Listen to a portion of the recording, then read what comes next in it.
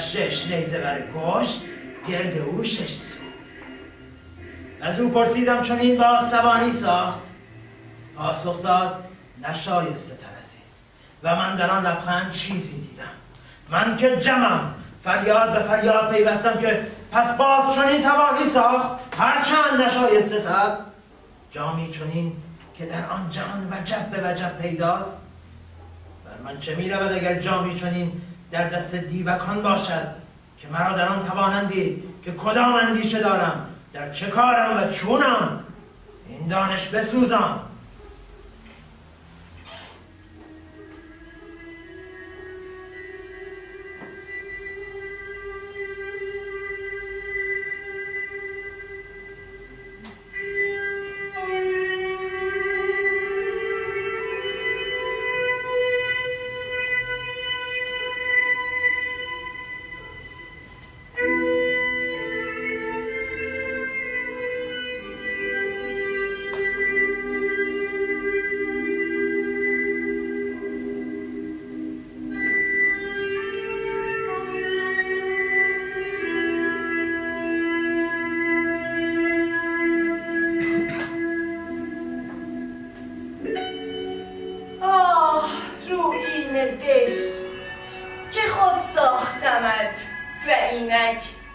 زندانی توام مرا به درودی دریا.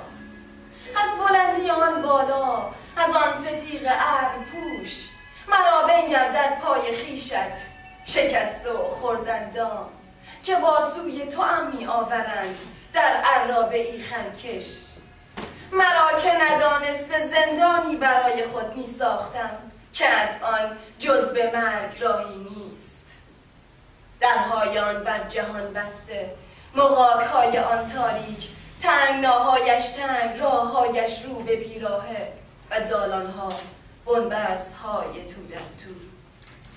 کاش آری کاش چیزکی از تیزبینی آن جام در سر من بود که بیشتر چون این روز در آن می‌دیدم و گریز راهی پنهان از برای خود می‌ساختم.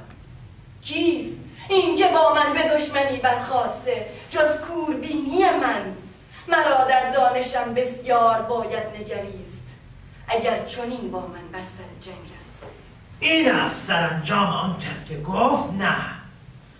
هرچند اختر شماری نیکوست یا رای زنی ارجمند بر سر هر انجمن. هر کجایید میخ بردارید و بر خشت خام بنویسید: من جمع نیکچه، دوست مردمان نیک و دوست چارپایان خانگی و دوست گیاهان سودمند. من که جمعم به چاره خرد تیزبین دشمنی را شناختم که از چشم پنهان بود، گرچه همواره پیش دو چشم خود داشتمش. بنویس: از بیدانشان باکی نیست که خود چاره خویشند. نه، ما را در دانش ژرف باید نگریست تا در آن چه سود است و برای که. دانشی که ما را به فرمان نیست بودن چرا؟ و چه زیانش بیش آنگه که در چنگ دشمن باشد. و کیست ناخجسته تر از آن که تواند دانش یکسان به ما و دشمن ما داد؟ نوشتی دبیرک؟ یادم آمد این دانش از که آموختی. گفتم کدام دشمنی شهریار؟ ای جم که بر اسب می نشینی، تو را دشمنان بر بادند و چه اندیشیدی که من ایشان را به کس گیرم؟ آنکه تاج دانش به سر دارد چگونه بندگی مردمی خاران و نابخردان کند؟ آیا نه همه سالها بر سر این کشور گذاشتم، از جوانی تا بدین سپید مویی خیش؟ آیا نگفتم دانش خانه ساختن و نگفتم دانش جامه بافتن و نگفتم دانش پایافزار؟ آیا از شیربنان خوراک نیکو نساختم و چوبگران را اره و تیش کار افزار نکردم و آهنگران را چکش و آتش دمنده ندادم و اندازه ها چون دانگ و بدست و پنگان و کیلو و فرسنگ پیش نگذاشتم؟ نگفتم دانش چاه کندن و آب به چرخ و رسن فراز آوردن و از مردمان تب نبریدم با پزشکی و نگفتم دانش اختران و مردمان را دوست نگرفتم و تو را گردونه و گاه نساختم؟ و چون این ناخجسته را بدتر که هر نیکویی جهان آورد گوید من کردم، و اگر او نگوید مردمان اندیشن به تبع که آنچ از دانش رسید این کرد و از مغشا هیچ نگویند. اگر باید شیر مایه ها چندین خوراک کرد همه نیک، و از گیاهان خورش های خوب شور و شیرین و تند و ناتند، که بود جز جم که از تاک نبید برابر که سر همه نوشیدنی هاست، و جز بدان آرام و خرمی کس ندید. و که بود که جام و پیاله فرمود ساختند که در آن باده به کام دوست از خون دشمنان خوشتر. و که بود که شیشه از دل سنگ بیرون کرد و ابریشم از پیله. اینها همه از جم بود، شاه دانشدار که خورشید چهرهش میخوانند. و او آن خودسر بندار بیدخش، آن خیره در من نگریستن گرفت و گفت هرچه خواهی بسوزان ای جم و دانش مسوزان. این کجندیش، این خودنما، این هرزه درا، این بادگو ندبیر، خامه بشکن و این خشت را به آب زن. گفتم ای جم که گردونت را 6 اسب میکشند. من از این دانش ها بهر خود چیزی نخواستم. من این دانش ها همه از بهر مردمان کردم و امروز سود آن همه جا همگان میبینند. پس چرا جز بند مرا بر دست و پای نیست؟ آیا دانش است که با من به دشمنی برخاسته؟ نه، این از دانش به من نرسید، از شما رسید، از آن که در دانش من وارون نگریست. من گاهنشین، من جم که جهان نو کردم تا نگین شاهی به انگشتم شد. من، آری من که جمم، فرمان هورمزد کردگار نبردم که فرمود بیا ای نیکچه پیامبر ما باش با مردم. و وی را گفتم مرا بس از جم بودن و جهانداری. من جم که از پشت ماه خورشیدم، گفتمش خوبتران که من اینم که مردم به من آیند خواهش خود بیان که بخوانمشان. و گاهان میخوانند در 6 گاه از تابش هور. و او هورمزد کردگار من جم را در کار جهان به رایزنی گرفت تا جهان از اهریمنان برست. نوشتی؟ بنویس. من که جمم، جهان از جنگ ها بپرداختم و مردمان را خانه و جا دادم. جانوران نیک از همه جا گرد آوردم و گیاهان نیک پروردم و بیماری ها برانداختم. چنان که مردم بسیار شد و از تنگی ستوه آمدند و مویه هایشان گوش مرا آزرد، مرا به ناله گفتند ای جم بنگر که در زمین جایی نمانده است و ما زود باشد چون مارها بر سر هم رویم. پس من که جمم بر البرز فراز رفتم تازیانه در مشت و هورمزد را یاد کردم و چامه های آیین نو آیین کهن خواندن گرفتم و تازیانه بر زمین کوبتم که ای زمین فراخ شو بهر مردمان. و زمین فراخ شد و فریادهای شادی مردمان تا سپهر آسمان رسید و تا 3 بار جهان بر مردمان تنگ شد و من 3 بار جهان بر ایشان فراخ کردم با بسیار آبادی و من اینها همه به نام دادا کردم. اینها همه از دانش بود. باد این سخن ببر و کوه این فریاد باز آور و روی این دش تو در میانش گیر تا نگریزد.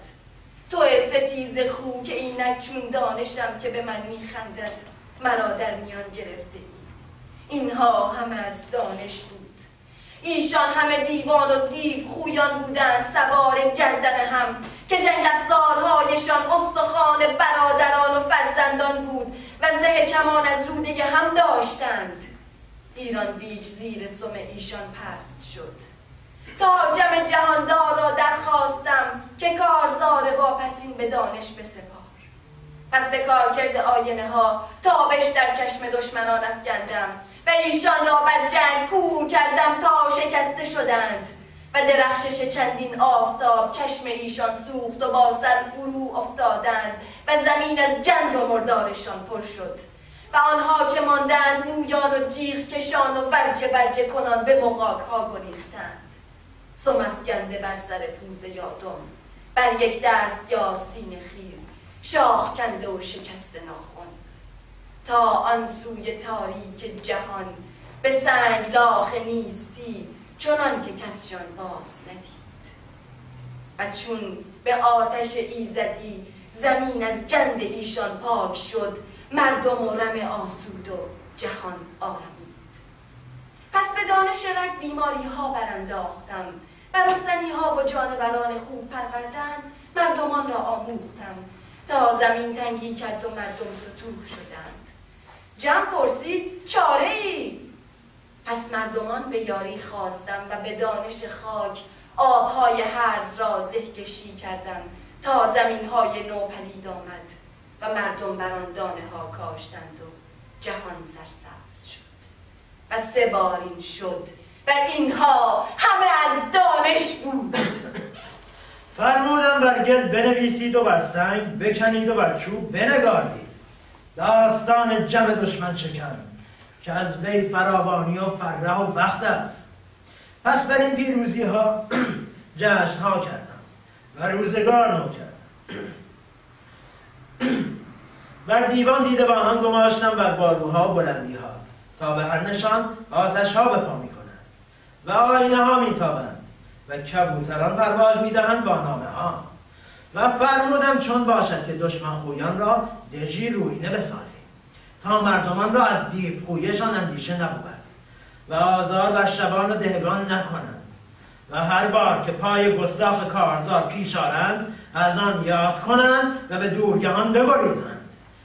و گفتم کاش از سراسر ایران بیج هر دم که خواستمی دانستمی تا چه کس در رنج است رنجش برداریم، و چه کس شکسته است تا شکستگیش راست کنیم، و چه کس نادار است تا وی را بخشش کنیم، و چه کس اشک در 2 چشم آورد تا اشک وی به نوید و خرمی بستریم.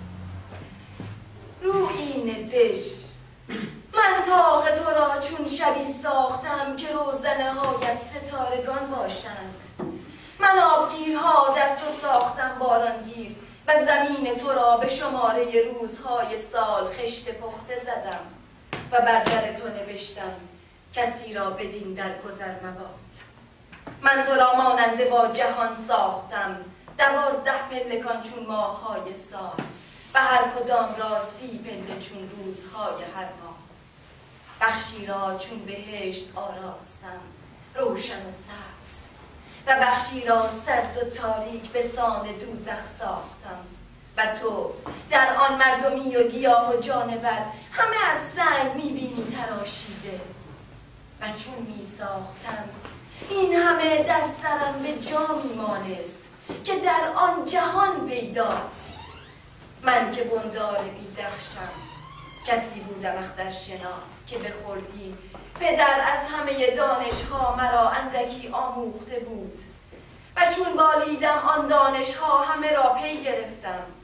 من در پوست نوشته های کلدانی نگریسته بودم به کودکی، و آن اندازه ها و اندیشه های ایشان دریافته، و آن دانش های شگفت بابلی بر خشت های پخته همه از بر بودم.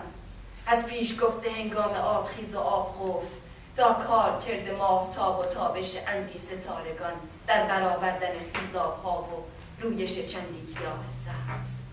از آیین پرداختن آینه ها که مصریان دانستند تا دانش در هم آمیختن ریشه ها و داروها و اندازه کهکشان و آن زیگ ها و زینه ها و چندی و چونی این روشنان آسمان. از راست کردن دارونامه ها و برساختن سنجه ها و پیمانه ها و پدیدار کردن پیکره های اختران سپهر تا آن آینه های شب چراغ و جام راستی که هندیان کردند و آن بنیادها که چینیان بدان چراغ جادو ساختند. پس به جامی اندیشیدم که در آن جهان پیداست و گفتم این پادشاه را سزاست که اندوهخوار جهان است تا دشواری های مردمان بنگرد، از شبان و شکاری و سپاهی و دهقان و کودک و زن و مرد و به خرد خیشان گره ها بگشاید و بندها از ایشان بردارد. و در کار شدم تا 10 سال تا 10 سال. تا 10 سال. از او پرسیدم چون این باز توانی ساخت؟ این سخت نیکوست و مردمان همه در آن پیدا و ما که اندوهخوار جهانیم بادا که در آن به نیکی بنگریم تا چند دو از جهان میتوان برداشت. آیا چون این باز توانی ساخت؟ گفتمش ای جم که از شید تابنده تری، این مرا فرسود و پشتم از آن خمید و چشمم تیرگی گرفت. توانم ساخت آری مگر نه به این شایستگی؟ به این شایستگی نه؟ فرمودمش بندار بخردا پس توانی ساخت. چه پاداشی در جهان با این آینه همسنگ است آن؟ در خورد تو چیست؟ خود بگو که ما پیش دانش تو اندکیم. چرا زهر در شکر می آمیخت؟ گفتمش تو مرا میدانی، دیر خوابی زود بیدارم، به کار مردم اندیشی سخت افتاده و این در کار بهروزی شما کردم بی چشم داشت.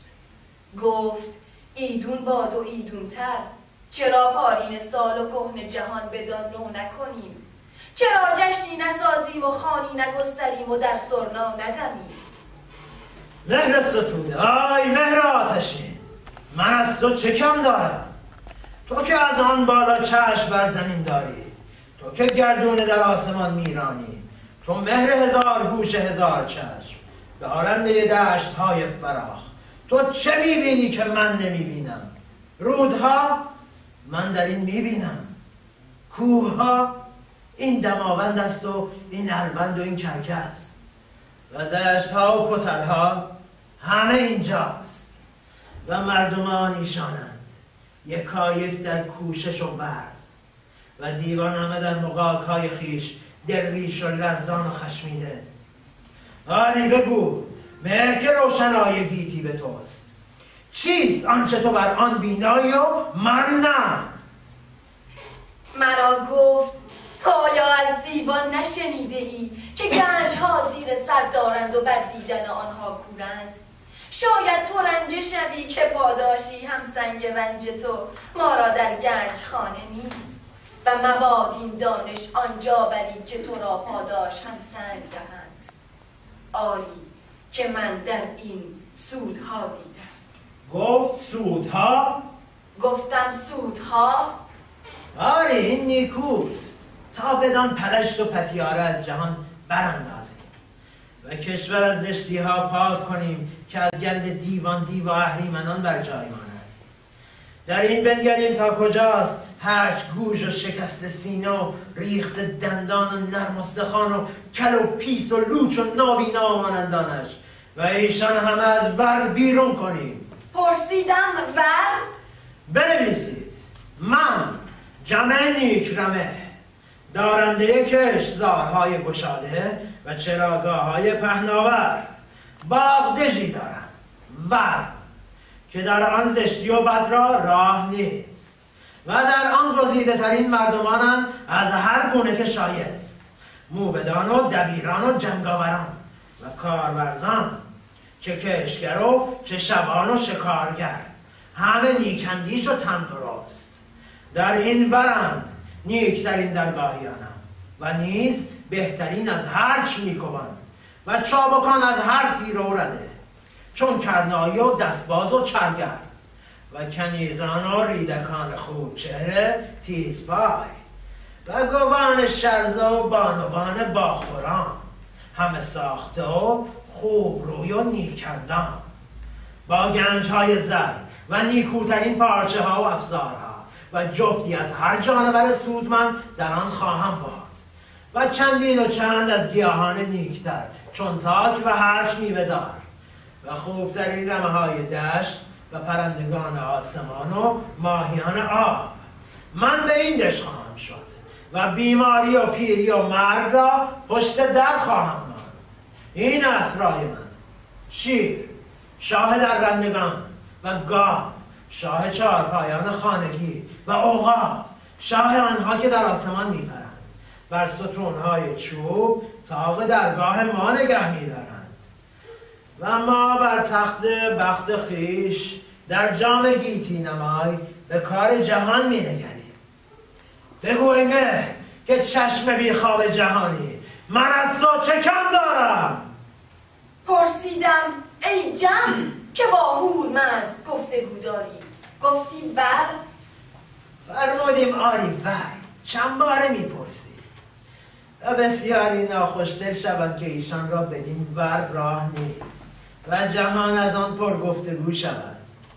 آری این نیکوست تا بنگریم که مردمان بر چه سرند و خاموشان در پنهان چه و بانگ نام را از کجا برخاسته.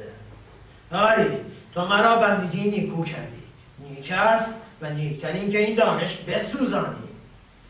مباد روزی فردا دیوکی جامی چنین دارد و از آن در کار ما بنگرد و سپاه ما بشمرد و خفته از بیدارمان بشناسد و تا چشم بستیم جهان بیاشوبد و به شبیخون ناگهان ایران بیچ خار کند.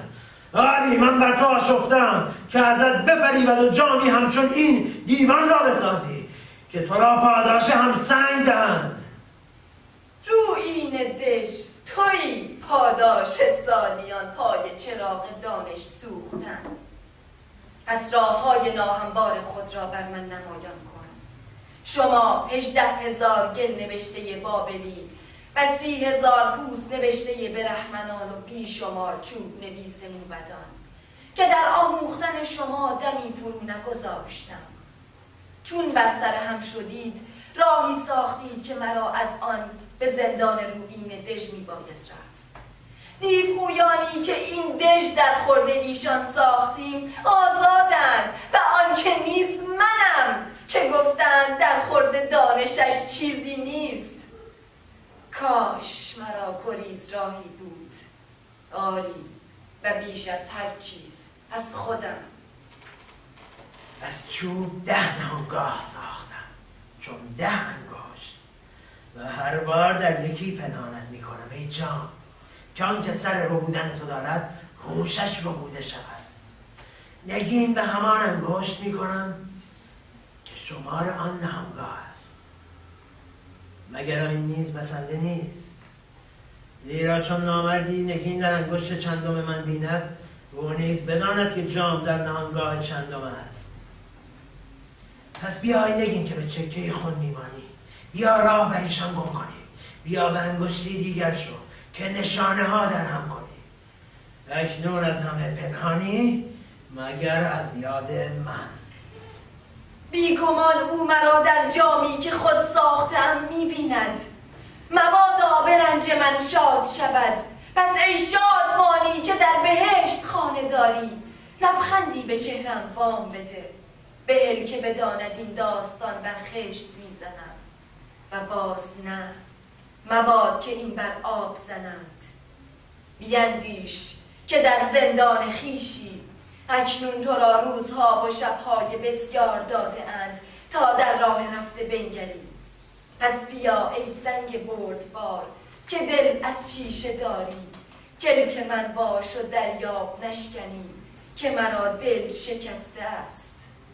و ای خشت خام که دل تنگ چون منی، چون تو را رفته ها می سپرم آن را تنگ در برگیر تا آیندگان تو را برگیرند. مباد بفرسایی چون من که فرسودم و مباد ترک برداری و روزنه ها بگشایی تا واژه های گریزان که گوهر از باد میبرند به تندی تند باد از تو بگریزند. همچون پرنده از شاخ و زندگی از تن، نه چنان من که گریزیم از این دلتنگ نیست. آری بیگمان او مرا در جامی که خود ساخته ام میبیند. پس بهل اکنون کارنامه آغاز کن. من جمشاه، شاه مردمان و شاه کشورها، فرزند پدرم و پدرانم. منم که تا بوده است و بود نیکویی ها کردم به راستی و همه را بر ستیغ سخت این درشتکو رده کردم تا مرا به بزرگی گوا شوند. منم که از 6 گوشه زمین باجگذار منم و فرمانم بر 8 کشور رواست و من هرچه کردم به نام دادار کردم و جهان این جهان نبود اگر من جنبر ننشستم به جهان آراستن. ندبیر، به مانو دست بکش، چون مرا چنان پاسخ درشت داد که نشایسته تر از این. پس از این را گفت، نه پیش از این. آیا پیش از این جامی دیگر نساخته و با وی نیست؟ ای جان، به شتاب او را نشان بده، در چه کار است که تا ندانم آسودگیم نیست. این کوه است و این روین دژ و این اوست، دیدمش، میبینم. در روین دژ با وی چندان چیز نیست که بدان جا میتوان ساخت، مگر در آن کلات جادو کرد پنهان خانه ای دارد، ناپیدا از چشم تو ای جان، و او را هرچه خواستی بندگان به بندگی ببرند. ما چه میدانیم در سر نگهبانان چیست؟ و اگر او دست به جادو دارد چگونه از جادوی وی توانند گریخت؟ از آن جادو که در تابش زر پنهان است، آیا زری با خود نبرد؟ بیا تو که روزگاری شاگرد وی بودی و امروز از بخت خوش رازنویس منی، نوشتن فرو بگذار و به بندگی وی برو و با وی چندان بتاب تا راز وی بدانی. نخستین روز چون موبدی دل بریده از گیتی نزد وی برو که آوازه این جام شنیده باشد و بخواهد از آن در کاهکشان بنگرد. دیگر روز چون بازرگانی بسیار دار برو که شنیده باشد بازارها همه در این پیداست و بخواهد به زر آن را بخرد. سوم روز چون دیوکی نهان سم و پنهان شاخ و مردم خوار نزدیک وی برو که وی را پادشاهی دیوان تاوان کند اگر او جامی چنین خوش از بهر وی پدید آرد. و به چهارم چون زنی افسون ساز و پوشیده چهره برو که از این پیاله جادو شنیده باشد و تا دانستی بهتر از وی در جهان نیست، بخواستی به کرشمه در آن بنگرد و تا روی بنماید. پس تو را ایستاده نبینم و شگفتی زده، برو و زودتر برو و هیچ طرفا فرو مگذار. و اگر جامی نزد وی دیدی درفشی به رنگ خون بر سر دژ کن تا در چاره بنگرم.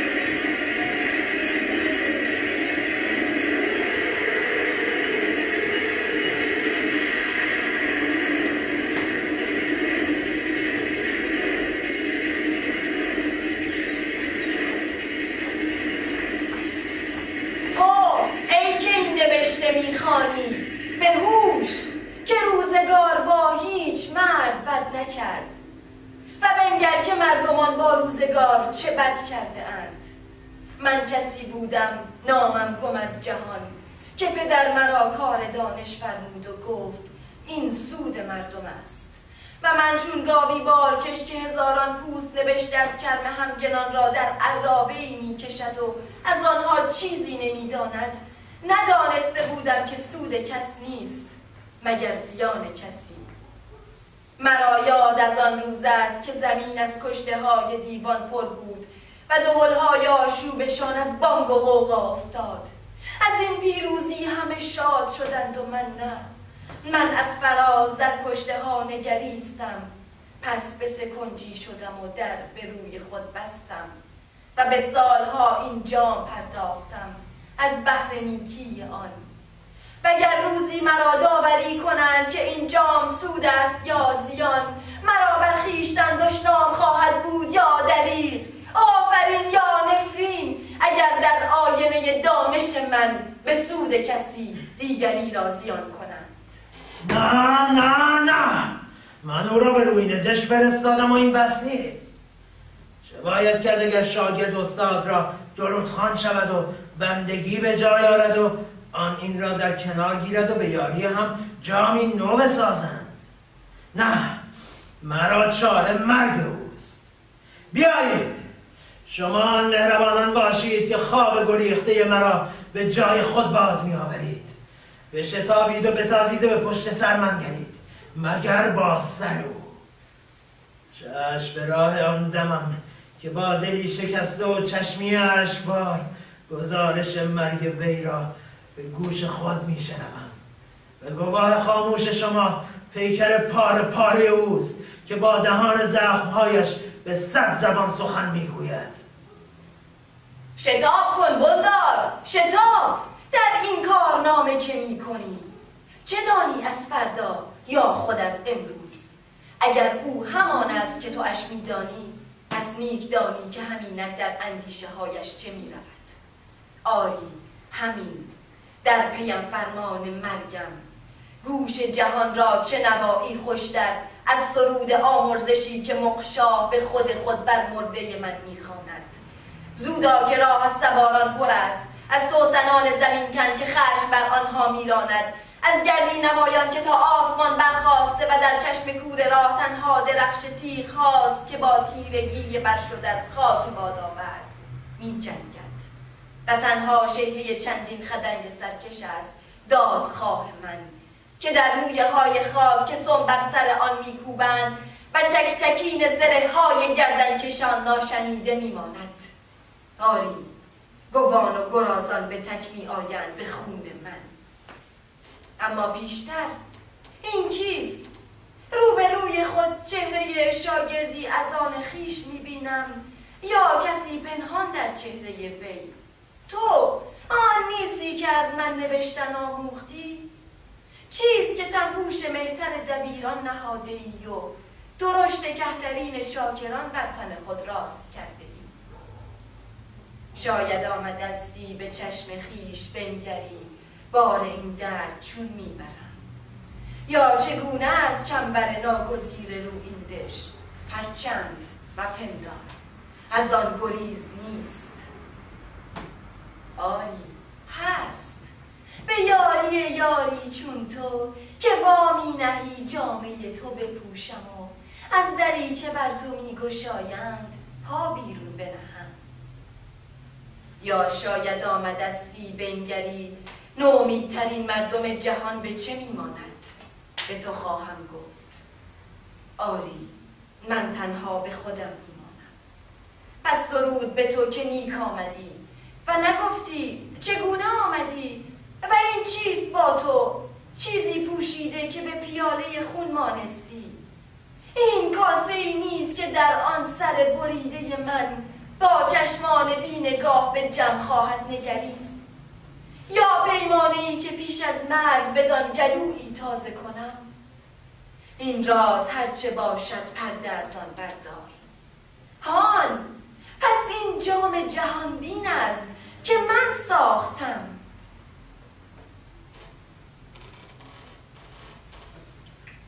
دیدبانان غریف‌ها کردند که درفش خون رنگ بر سر روی دش در باد است. پس درود بر فرسته من که راز گشود. این چه جام است و آیا پیشتر از این کرده است یا اندر دش؟ بایست در وی بنگرم. جامم کو؟ مگرم که باید با پای خیش تا روی دش رفت. نباید وی را ناکسی به دست آوریده باشد تا کس شود، یا دیوی جهنده را در پرواز خود در آسمان چشم بر آن جام گیتی نمای افتد و خیش فرو اندازد و به فریب و پرخاش و ستمش برو باید. جامم کو؟ بیا ای جام که آنچه داشتم تو را بخشیدم و زودا که زندگیم. بهل واپس این بار چشمانم در چشم تو بنگرد که جهان را میبینی. آه دیدمش، دیدم. این سرزمینی است که بسیارش می دوست داشتم و این مردمانند در کوشش که سزاوار بهترند و این بارگاه جمع است که شیر و عقاب و گاوان را نگه می دارند و این خود اوست. چه نشانم می دهی؟ چه می بینم؟ جم به دیوانگی زده از گم کردن جام؟ در این جام چرا جز چهره کشگرد من نیست؟ این همان را مانند آن نیست. این که کرده است و چگونه به اینجا افتاده؟ و جام راستین کو؟ یا نگین در انگشتم فریبم میدهد و جام در نهانگاه دیگر است. یک شما را میگشایم و میبینم کجایید و کجاست. 10 جام چنین همه با چهره کشگرد من و مرا افسوس کنم. کاش خرد گم نکنم. پیاله ها که هر کس در آن روی خود میبیند. آیا این ترفند خود نفرمودم تا آنکه چشم به جام جهان بین دارد آن از مانند آن نشناسد؟ نه. کجا گذاشتم و کرا سپردم و چرا؟ آیا این جامی است که تا کردگارش بیازارند بپژمرد و تن زند و بازی ایستد؟ جام جهان بینم کو؟ گوهری یکتا که به چشم بیخواب خورشید مانستی. جم، تو را گنجی بی رنج به چنگ آمد و دور افکندیش. دیگر چگونه در کار جهان می نگری؟ و کیست چون اویی که چون آن بسازد؟ نه، نباید خونه بمیریختم، نه پیش از آن که جامی دیگرین بسازد. آهای بیایید، فرمان بران در راهند، از آنان پیشی بگیرید. هرچه از یلی دارید در میان نهید و بیدرنگ بتازید و پیش از آنان برسید. بندار بیدخش را زنده بیاورید. درخش خون رنگ در باغ است، پس او را جامی است و مرا جام جهان بین گم شده. دیدمش، پس این است. کسانی شتابنده با فرمان مرگ من و کسانی کند با فرمان زندگیم. چه زود آنچه میپنداشتم شد. بگریزم به کجا؟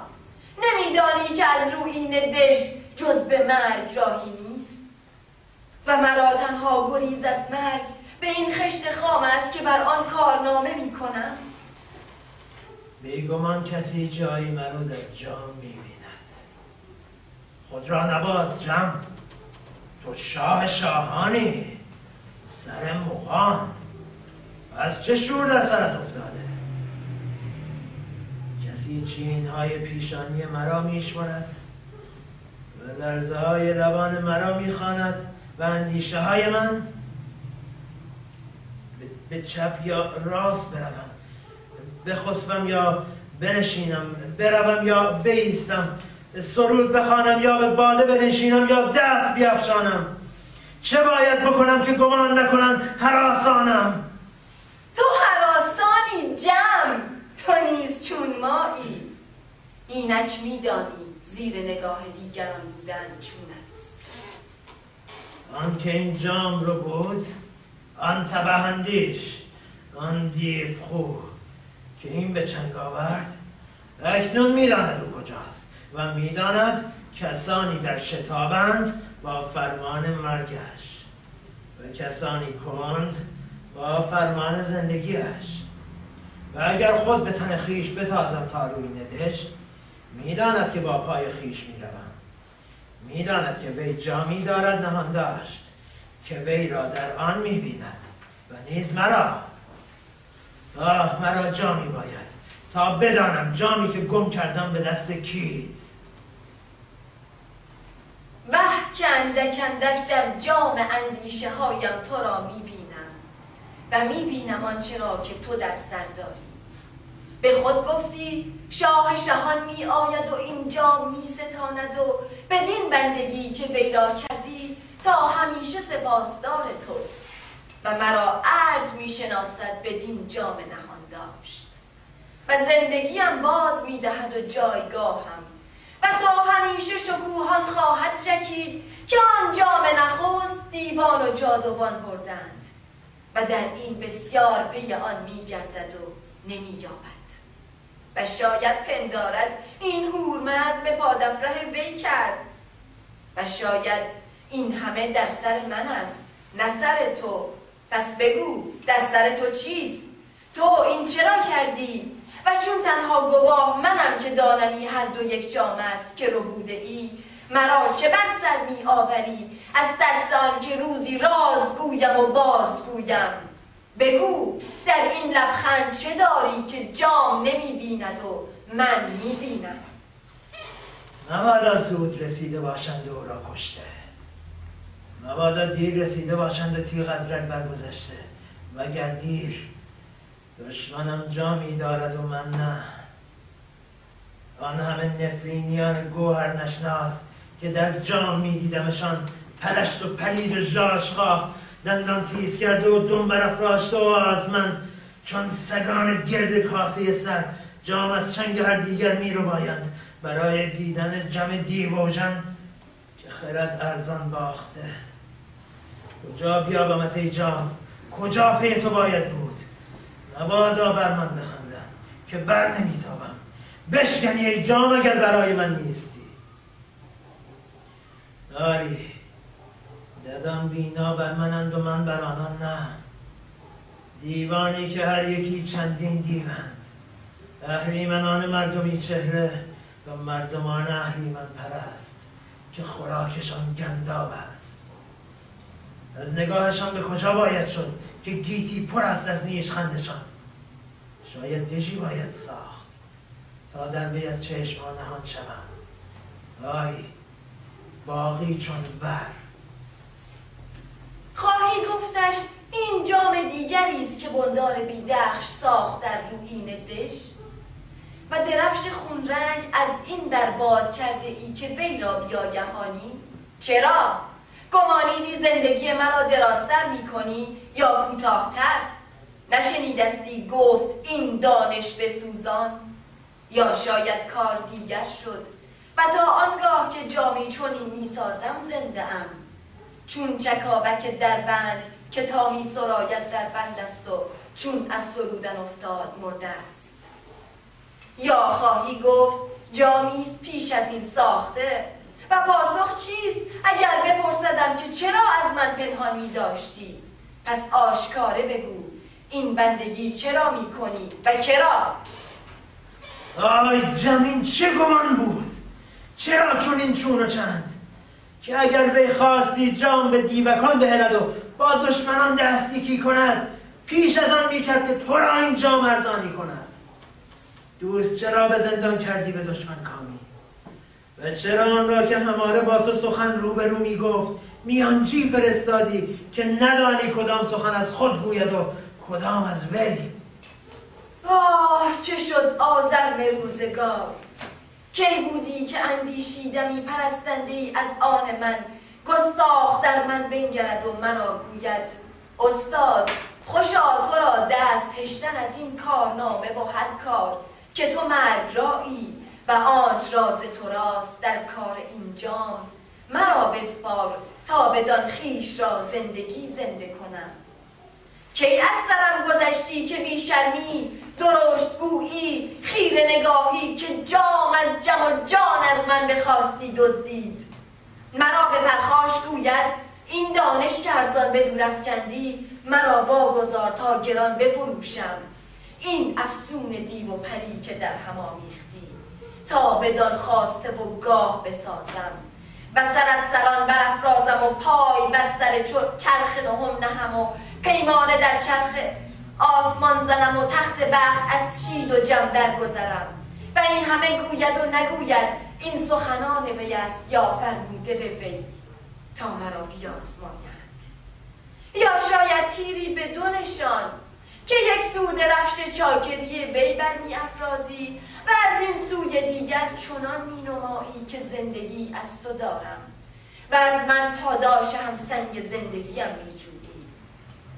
بدان که من تهی دستم و چیزی از جهان با من نیست مگر راز این جام که چون تو را آموختم از آن پس آری در چشم تو خیره چشم جانم به زندگی نیرزد و آن پایان من است و آنگاه تو ناسپاس در جای من می نشینی و آن بندگی که وی را نکردم تو می کنی از بهر آنچ وی بر سر آن است.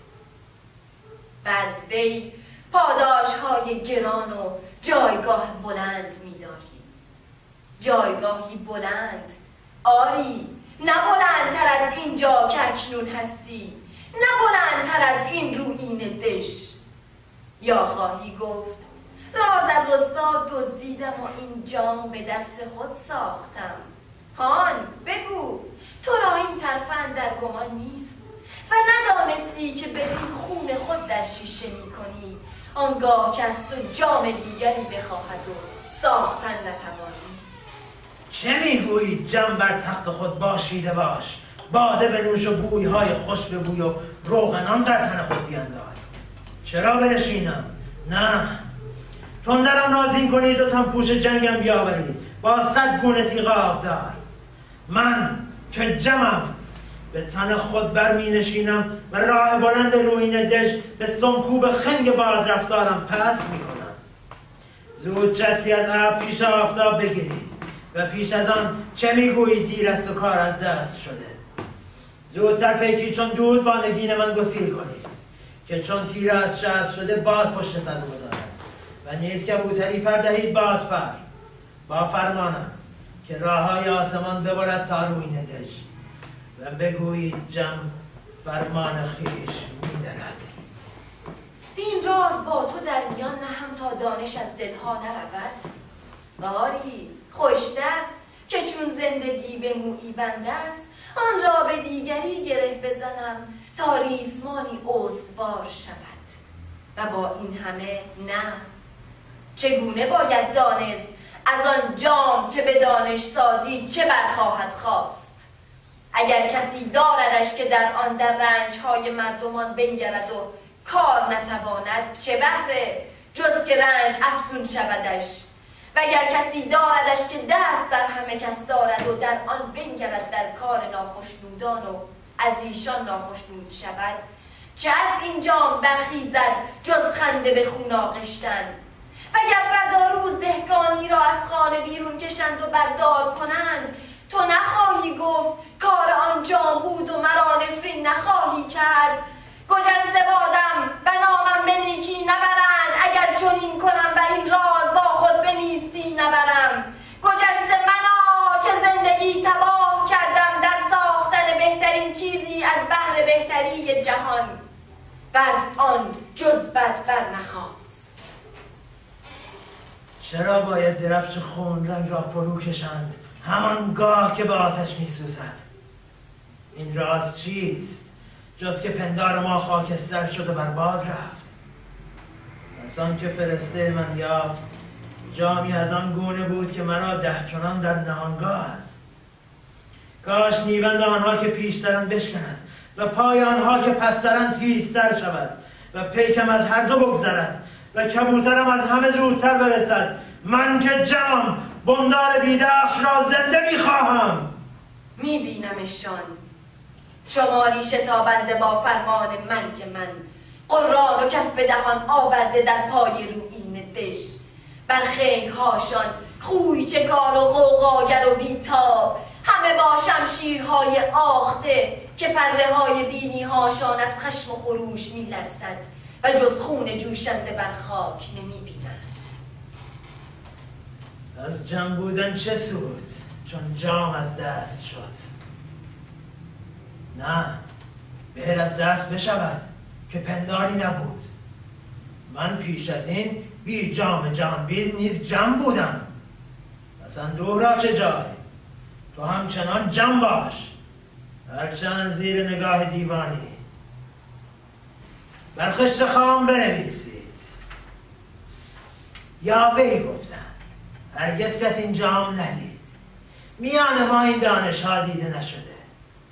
بیخردی که بندی سرزمین دیوان بود بدان جای آینه دید گوش و بازیچه و از آن داستانی دیوانسان سر کرد.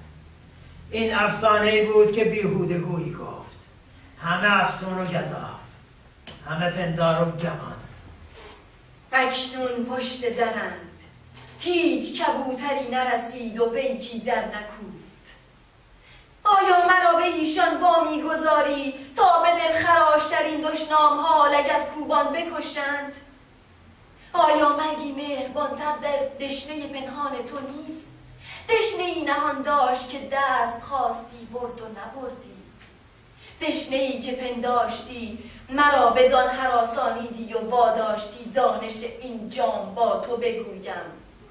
آری میبینمشان درید چشم و گره پیشانی با بانگ خشما خشم و دم قریبا قریب که درها بر ایشان گشوده اند. وگر ایشان پسینیان بودند با فرمان زندگیم، تو بگو آن از مرگم تباهتر نیست که مرا در پایش دشنه پنهان است. اینک به تیغ تو پاداش خود دریافتم، پاداش زندگی بر سر دانش نهادن و بدین مهربانی که مرا از تو رسید در برابر چیزکی از رنج خود تو را میبخشم. آری بمان و داستان این جام بر پوست بنویس و بر مردمان بخوان تا نگویند ما این دانش